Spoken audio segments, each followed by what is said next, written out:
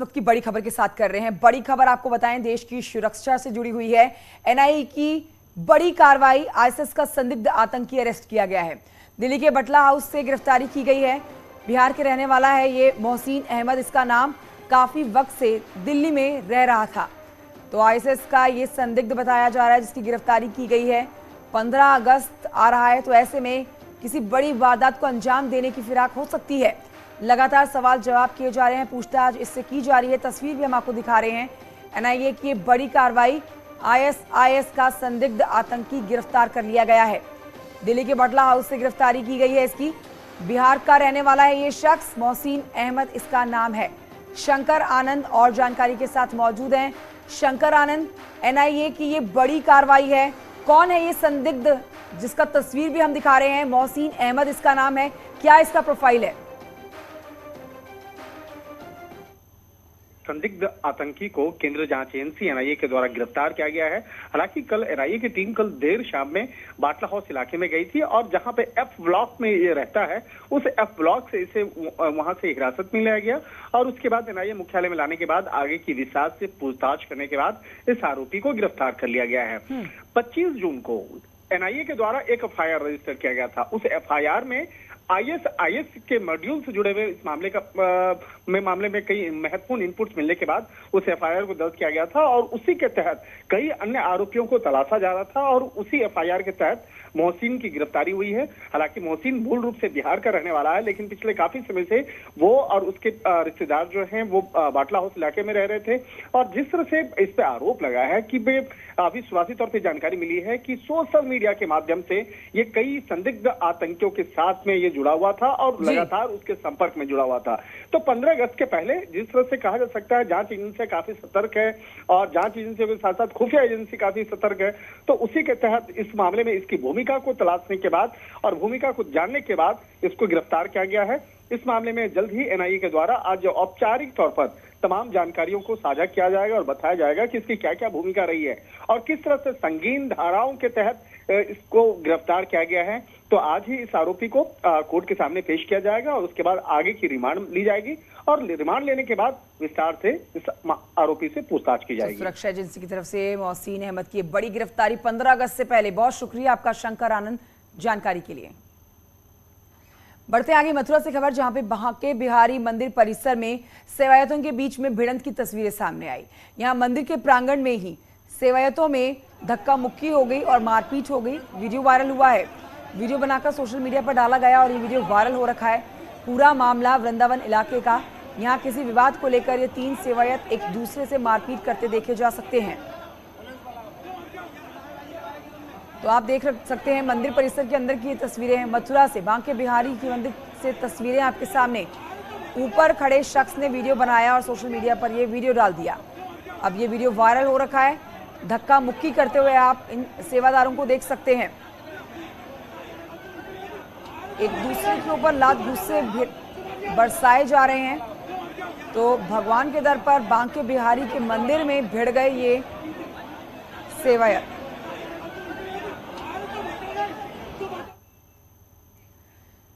झांसी से खबर है, जहां पर पिछले 5 दिनों से आयकर विभाग की टीम लगातार छापेमारी कर रही है।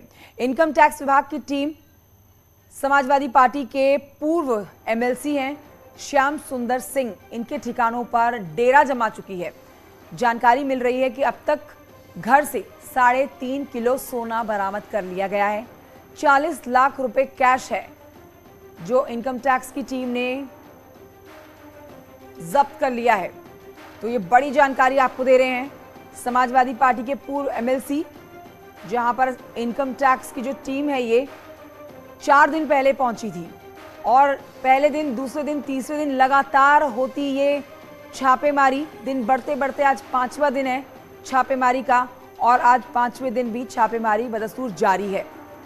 कई अहम दस्तावेज हाथ लगे हैं यहाँ पर इनकम टैक्स डिपार्टमेंट के हाथ में और कई लॉकर्स के बारे में भी, बैंक लॉकर्स के बारे में भी जानकारी हाथ लगी है और ये कैश बरामद किया गया है। एमएलसी, समाजवादी पार्टी के पूर्व एमएलसी श्याम सुंदर सिंह यादव की हम बात कर रहे हैं। इनके ठिकानों पर लगातार छापेमारी हो रही है। जो खबर है उसके मुताबिक घर से अब तक 3.5 किलो सोना बरामद किया जा चुका है। तो इतना सोना घर में रखा गया, साथ ही 40 लाख रुपए भी घर में रखे गए थे। ये कैश बरामद किया गया है। इसके अलावा और बहुत कुछ मिलने की इनकम टैक्स डिपार्टमेंट को खबर है, जिसके लिए आज 5वें दिन भी छापेमारी जारी है।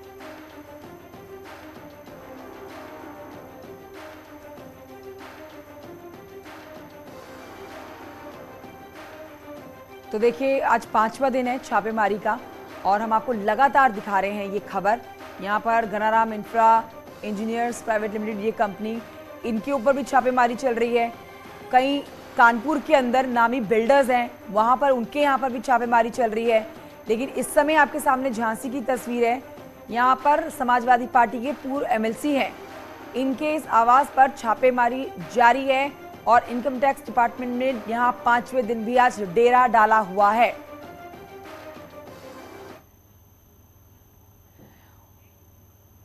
और आइए बात करते हैं मिशन 2024 की। मिशन 2024 के लिए बीजेपी ने मुस्लिमों को जोड़ने की रणनीति बनाई है। बीजेपी मुसलमानों को जोड़ने के लिए अभियान चलाएगी। बीजेपी का अल्पसंख्यक मोर्चा लखनऊ में 27 से 29 तक प्रशिक्षण वर्ग आयोजित करेगा। आज से बीजेपी हर घर तिरंगा अभियान चला रही है, उसमें मुस्लिम बहुल बस्तियों में भी अब जाने वाली है। बीजेपी मुस्लिमों को जोड़ने के लिए विशेष प्रशिक्षण शिविर आयोजित करने वाली है। तो अब देखिए, ये आपको बड़ी जानकारी दे रहे हैं। हर घर तिरंगा जो ये अभियान है, जिसको शुरू किया जा चुका है, उसके लिए एक नई रणनीति बनाई गई है, जिसमें 2024 के लिए ये मुसलमानों को अपने से जोड़ने की रणनीति है बीजेपी की। अब इस अभियान के तहत बीजेपी का अल्पसंख्यक मोर्चा जो है वो लखनऊ, यानी कि उत्तर प्रदेश की राजधानी लखनऊ में 27 से 29 तक प्रशिक्षण वर्ग आयोजित करेगा। और बीजेपी हर घर तिरंगा अभियान मुस्लिम बाहुल्य बस्तियों में चलाएगी। तो हर एक घर में 15 अगस्त के दिन तिरंगा लहरना चाहिए। इसके लिए ये अभियान चल रहा है, हर घर तिरंगा अभियान, और इसमें अब मुस्लिमों को जोड़ा जाएगा। संकेत मेरे सहयोगी और जानकारी के साथ इस खबर पर फोन लाइन पर मौजूद हैं। संकेत, ये किस तरह की तैयारी है बीजेपी की? अल्पसंख्यक मोर्चा जो यहाँ पर है वो 27 से 29 तारीख तक लखनऊ में प्रशिक्षण वर्ग आयोजित करने वाला है।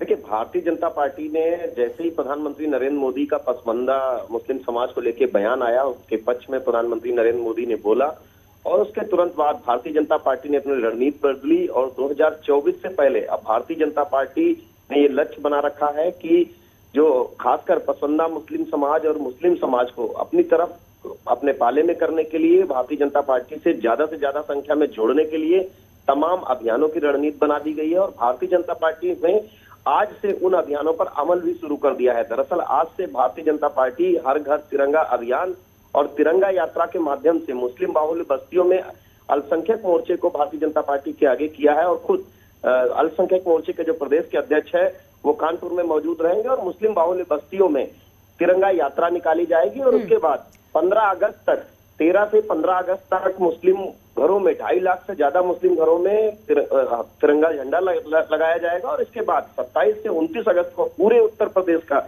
जो अल्पसंख्यक मोर्चा है वो उत्तर प्रदेश भर के तमाम पदाधिकारियों को बुला के बड़े बृहद स्तर पर एक प्रशिक्षण शिविर आयोजित कर रहा है। राजधानी लखनऊ में प्रशिक्षण शिविर होगा और इसमें खुद महामंत्री संगठन उत्तर प्रदेश भाजपा के सबसे बड़े चेहरे मौजूद रहेंगे। तो ऐसे में ये दर्शाता है कि भारतीय जनता पार्टी की रणनीति है कि 2024 से मुस्लिम समाज को भी जोड़ा जाए और विपक्ष को एक करारा झटका दिया जाए। दरअसल विपक्ष का अगर पूर्ण वोटर है तो वो मुस्लिम समाज है। यही वो रणनीति है कि उसमें सेंध लगाने की भारतीय जनता पार्टी ने अब काट ढूंढ ली है। बहुत शुक्रिया आपका संकेत मिश्रा जानकारी के लिए।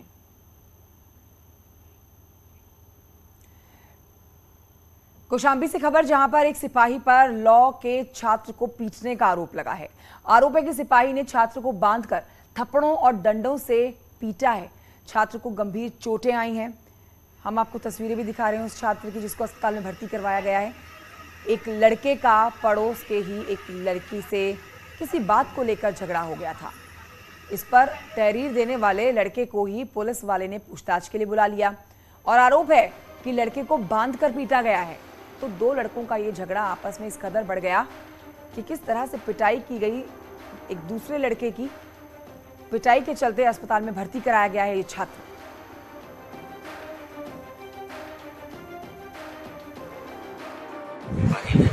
एक व्यक्ति को पूछताछ के नाम पे लाया गया था, उसके साथ मारपीट की गई है, उसके हाथ के पंजे कट गए हैं। कौशाम्बी के बाद खबर इटावा से, जहां पर आगरा लखनऊ एक्सप्रेस वे पर एक बस डिवाइडर पर चढ़ गई। गनीमत रही कि किसी को कोई चोट नहीं आई। बस ड्राइवर को नींद आ गई थी और नींद की झपकी की वजह से यह हादसा हुआ। बस दिल्ली से जौनपुर जा रही थी। तो ये बस की तस्वीरें आप देख रहे हैं। झपकी आने की वजह से यह हादसा हुआ है।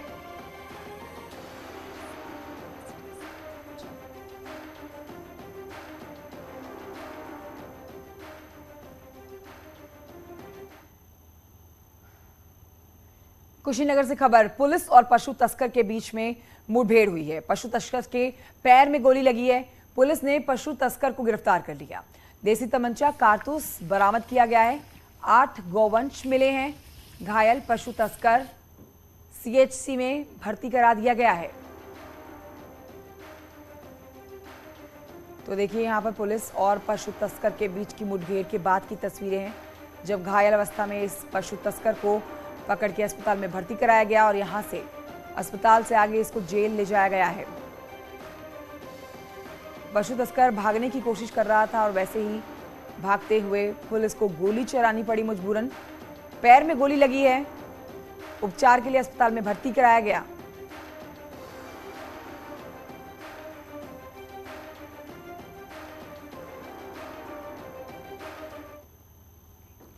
नोएडा में बदमाशों और पुलिस के बीच में मुठभेड़ हो गई, जिसमें एक बब्बू नाम का बदमाश घायल हो गया, जो कि मॉर्निंग वॉक करने वाले बुजुर्गों से चेन स्नैच करके और मोबाइल स्नैच करके भागा करता था। आरोपी बदमाश को उपचार के लिए नजदीकी अस्पताल में भर्ती कराया गया।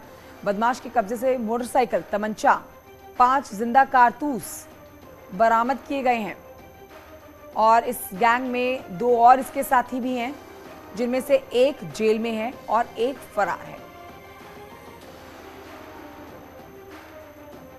तो आप ये तस्वीरें देख रहे हैं, धर दबोचा गया है युवक। ये वो युवक है जो बुजुर्गों से उनका फोन और उनकी चेन छीनकर भागा करता था। कई बार पुलिस को ऐसी शिकायतें मिला करती थी, जिसके बाद पुलिस ने अब इस अपराधी को धर दबोचा है। इसके 2 साथी हैं, एक जेल में है और एक फिलहाल फरार है।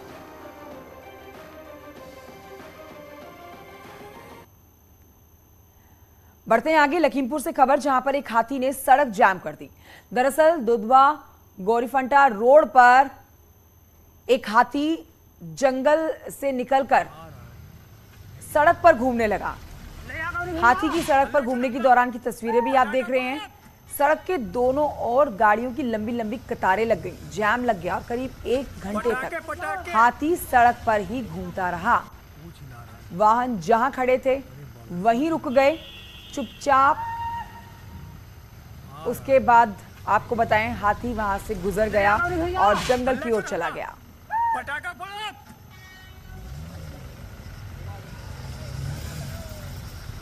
पटाखे पटाखे